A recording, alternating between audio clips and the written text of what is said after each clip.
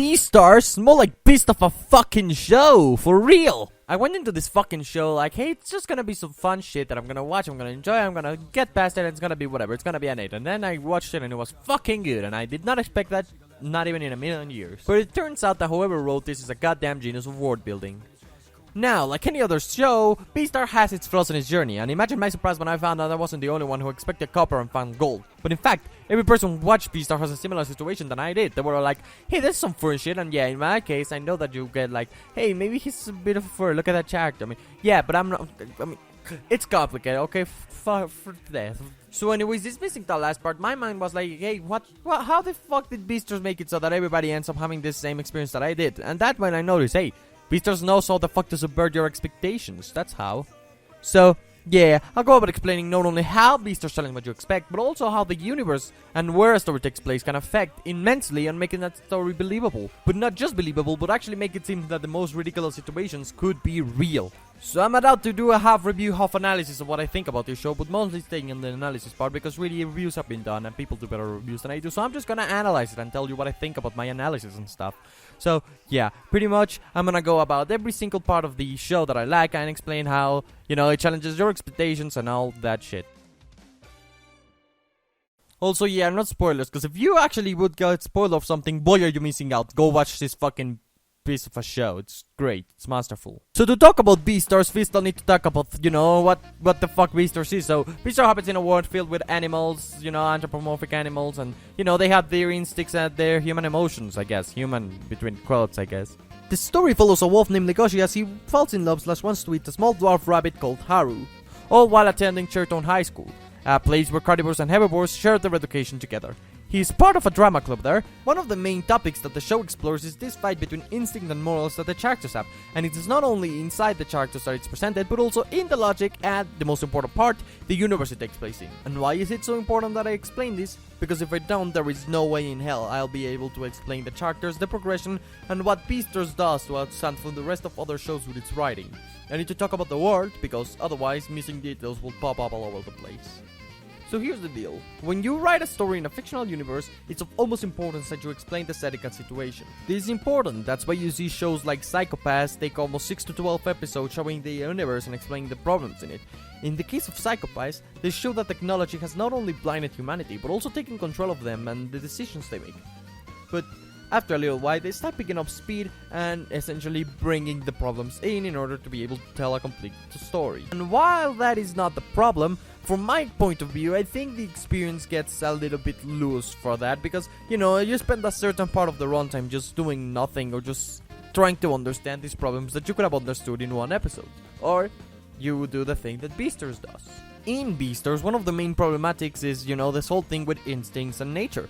But that means that the popular carnivores versus herbivore problematic is at play here. Yes, it sounds lame at first, but it's actually really great as Beastars turns it into something great by mastering show don't tell. Show don't tell is usually done when you add some sort of background element to explain the situation or the setting the characters are in. That means you don't take a lot of time to explain it, it's just, you know, the viewer can think about it from himself because, you know, you gave him the clues and hopefully you made them clear enough. In this case, Beastars does everything uniquely, let's say. See, Beastars is written in such a way that the things that are told are far away from the truth. For example, the characters say often that it's very important to show to the rest of the world that carnivores and herbivores can get along. It's framed by the people as if it were an ethical society. And immediately after, you are bombarded with this guy just getting absolutely murdered by a herbivore. Now in that case, it gets a whole scene, but other times they just add signs on the walls of the backgrounds advising the small animals to stay close to the walls, as not doing it will get them in danger of being stumped by the big ones. And it's exactly these little details that make the world so real and believable.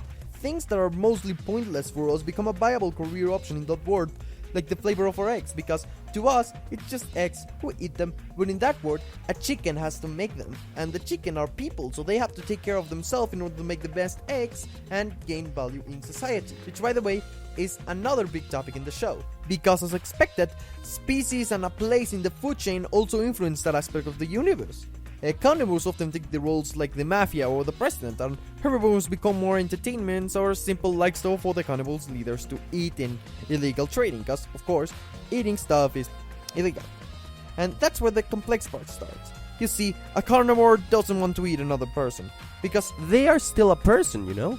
However, their instincts tell them otherwise. That's why in this world there is a popularly used black market to keep the carnivores in place.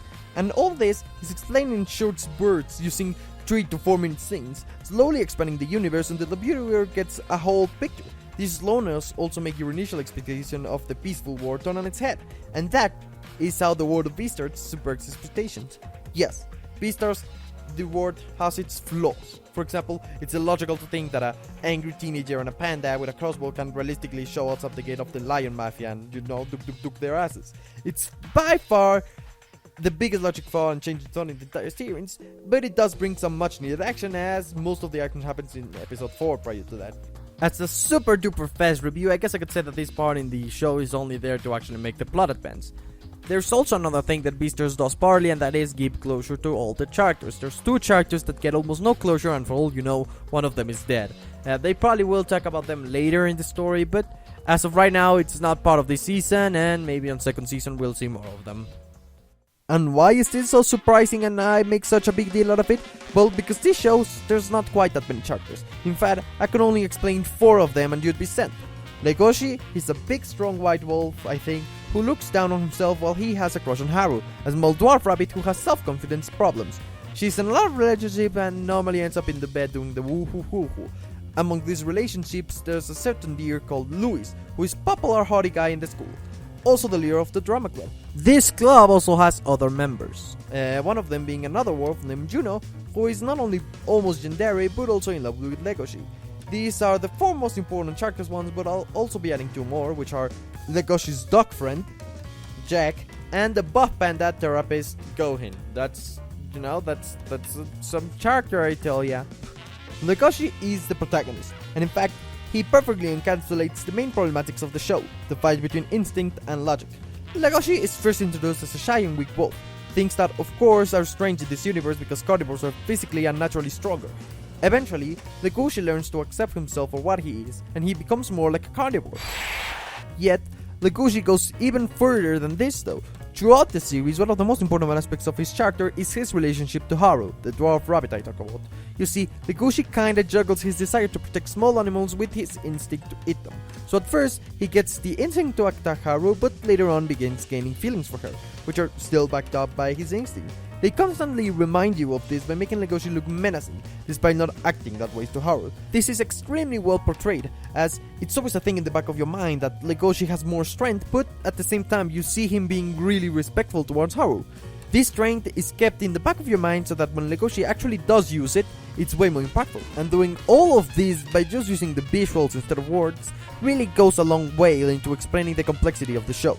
Overall, he is an extremely complex character. He also narrates the story from his point of view, meaning you get to see it thinking about his own instinct, as well as get to understand the strategies he uses to control them. It's important to remember that. That being said, Legoshi does go full Bruce Willis by the end of the show, around episode 9, which is pretty dope to see he's capable, but also one of the classic the power of love beats all. Or in this case, the power of wanting to eat your crush with soul, which makes a lot more sense given that the world building actually makes it so that, the instincts of the characters can impulse them to do more than they can do by their normal minds. Now this may be comparable to like an adrenaline shot, which would make a lot of sense, and I suppose that's the way it was intended because, that's what makes sense, and I like to think it makes sense. Next there's Haru, also the protagonist, but less of it. In fact, Haru has the same instinct-less logic problem that Legoshi does, but the actions that reflect that is the case are the opposite. Legoshi wants to be the least imposing as possible because he's a carnivore, but Haru wants to be the most prevalent as possible because she's a herbivore, who is more likely to be eaten. Haru does this by sleeping around with others, as she finds the show to be completely worthless and she wants to enjoy this time she has on, Earth before she dies. This is a bit annoying and a bit stupid. I hear that some people say that it doesn't make sense because when she tries to do something with Legoshi, she has problems. But that might be because Legoshi is nice to her. You see, every other person just wants to fuck, but Legoshi actually tries to be a little both of that. She develops in a way that is ridiculous for anyone living on Earth, but in the Beastars Earth, it makes a lot more sense that she takes a long time to think about Legoshi as a possible love interest, because herbivores and carnivores not only don't get along, but end up eating each other. Yeah, that's a thing. Haru and Legoshi have an interesting relationship. As I said earlier, you see almost all of the problems from Legoshi's point of view. Beastars plays on this masterfully by giving you little insight on Haru's own struggles. You only get to see those that are necessary. And yes, it may seem a bit inconsistent, but at the same time, that means you only get to see that side of her internal struggles when she's doing something instinctively. That is a great way to make Legoshi seem a little bit more important and more central in the story, as well as giving Haru a little bit more of reality and understanding that not all of her thoughts are for Legoshi to understand. That is very well done. As in the case of Louis is a lot more simple. He's just a guy who wants to be on the tippy top of everyone because he hates how carnivores take advantage of herbivores. He wants to show them that he is superior, which also means that he really dislikes Legoshi's demeanor. In fact, he sometimes threatens him. This mostly comes from childhood trauma. Even then, he has the skill and charisma necessary. He's not surprised that others envy him, and in a strange way, he is accomplishing his goals. Louis is well written despite the teen volatility he takes on. Louis, as I said, is very confident and popular. Instead of hiding his wild side like Legoshi, this dude hides his pussy side. And even though it seems like a teen fall, eventually he becomes more unique, and it's made clear that Louis is an amazing person, in quotes, by himself. This fake confidence that he grew into himself ended up actually making him something as opposed to nothing. Yet again, another time Beastars challenges expectations. Next, there's Yuno. No, not that Yuno, this one has a J in its name. I feel like she's kinda meh. I mean, they kind of forget about her. Mainly, the show uses her to show how by nature animals of the same species get along better because biology. In a way, she wants the same thing that Haru has, and the same thing that Louis wants. She's possessive and a bit gendery, but again, not that bad. She's kinda there to expand the universe and add a little bit to the drama, which is of course not one of the best ways to do it, but I think that she's enjoyable while she's on screen, so I guess it's fine. Finally, there's Jack and both of which are interesting, but since this is kinda getting long, I'll leave it at these characters have more development past the part that the anime animates, and I don't wanna spoil much myself. As a single season experience, they're pretty weak altogether, but I do believe that there's a thing with Jack being a dog and jealous of Legoshi, cause you know, dogs are inferior to wolves and everybody knows that, but not sure. As you can see, character problematics also challenge the thoughts of what the idea is versus what the reality is. Again, one of the themes of the show. But it's also one of the best examples of how the world building in Beastars makes these topics explorable. You wouldn't be able to explore them within our universe. At first, it may seem like commentary on racism or prejudice, but it masterfully demonstrates that the problematic in this show is exclusive to it. This takes fiction storytelling to the extreme, as whatever you learn or extract from this show is going to be exclusively from your own thoughts. Not because the show is arguing for or against anything. If any action that the characters do strikes you as human, outside from, you know, the way they look, that's because you empathize with them in a way that other shows don't make you. This is how you tell a story based on universe and characters. Characters aren't everything, of course. Part of making an animation means you have to have animation. Beastars is not the most impressive looking show visually, because it's made of 3D. It doesn't quite work when trying to animate because they often try really hard to make it look like 2D animation, and they add a shit ton of effects and fuck up the frame rates. Beastars appeared to be another series that will try really hard, but apparently they eventually settled on embracing the third dimension. So at first, it doesn't look great, but after a bit, not only do you get used to the visual style, but they also started using techniques that only work because it's 3D animation. The simplest example is when they make Legoshi's head squish when he's surprised. Many people I've seen review the show don't pay enough attention to the animation, and they just speak about the way it looks, which it looks kinda nice. It actually looks pretty decent for 3D. A lot of people don't notice these small little details because honestly, they don't matter. They only add a little bit of effect that is kinda hard to notice. I think what drives this style home is how they play with sizes and scaling in action sequence or not. Some shots are very well thought out. Legoshi is often scaled and framed to be immense compared to Haru. They even wrap him entirely around her. There's this one scene where Haru kinda does an autobiography, and the scene looks, sounds and feels like a stage play, to the point where the timing and speech speed were taken into account. They even made spatial sound a thing, where the sound comes from whatever the character is on screen, and that's pretty nice. However, because it's still 3D, there's room for improvement. There's definitely a step in the right direction for 3D animation in anime, and it could bring a very defined example of where to start making 3D animation for anime even better.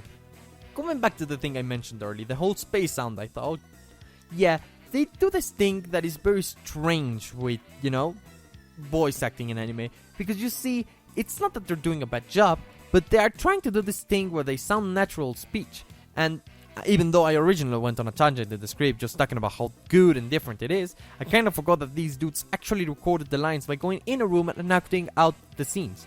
That's why it does sound like actual people speaking Japanese, not insane pitches and no dramatization. It actually sounds fucking different this time. That moment I noticed that there's stuff you only hear correctly when you have both headphones on, I broke my shit. Talking about hearables, let's talk about the soundtrack. At first, the soundtrack stood out to me, but as the series went on, I kinda lost investment in it. Not because it was bad, but because I kinda ignored the music because the drama was well written and the characters were blazing and everything was great and there's animation to look at and subtitles to read, and I guess that now that I'm editing the video I had to come back and re-record this because damn that music's good. The openings and endings are great by themselves. I like that the endings are on par with the show's themes and it looks like a stage play, but since there's 3 endings, or actually 4, but one of them is only in the last episode, they don't grow on you. I leave it up to you whether that's better or not. As for me, I'll give you some pointers about the probable enjoyment you get out of this show because, I can do it. So if you're anti-furry, you'll hate it because you'll love it, if that makes sense. I guess I wasn't too bothered about it because, cut yours alive, and I guess more hair isn't really that bad, maybe, probably, I don't know. Kinda. That said, even if it's very profound and well written, you could literally not give a shit, and it would still be a fucking blast. Characters never do anything that comes off as stupid, and it's very immersive and badass. Care for quality or not. I give it my golden seal of approval, and I say that you should definitely watch it.